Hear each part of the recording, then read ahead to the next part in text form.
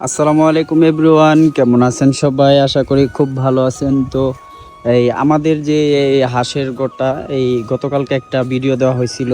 তো অল্প মানে কাজটা কমপ্লিট হয় নাই, আজকে কাজ কমপ্লিট হয়েছে। তো আমার এই ফার্মটা মানে ছোট একটা ঘর, এই ঘরটা দিতে আমার কত টাকা খরচ হয়েছে আর মানে A to Z আমি আপনাদেরকে শেয়ার করব। আর কতগুলো আমি হাঁস এখানে রাখতে পারবো, টোটাল বিষয়টা আপনাদেরকে আমি শেয়ার করব।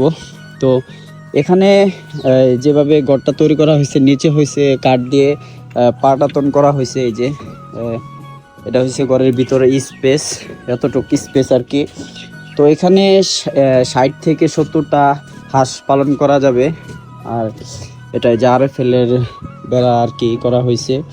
তো আমার এই ঘরটা তৈরি করতে টোটাল খরচ হয়েছে 35,000 টাকা। মিস্ত্রি খরচ নিয়ে মিস্ত্রি খরচ হচ্ছে 5,500। টোটাল খরচ হয়েছে 35,000 টাকা। আর হচ্ছে যে এখানে একটা সুবিধা, যে ছোট ছোট ফাঁকা করে দিছি ভিতরে, যেন হাঁসের যে বীজটা আছে নিচে পড়ে গিয়ে আর কি ওটা মাছ খাইতে পারে, মানে একটা এই দুই কাজ হয়ে যাবে। এই আর কি আমার ছোট্ট একটি ঘরের আপডেট এটাই। তো সবাই দোয়া করবেন।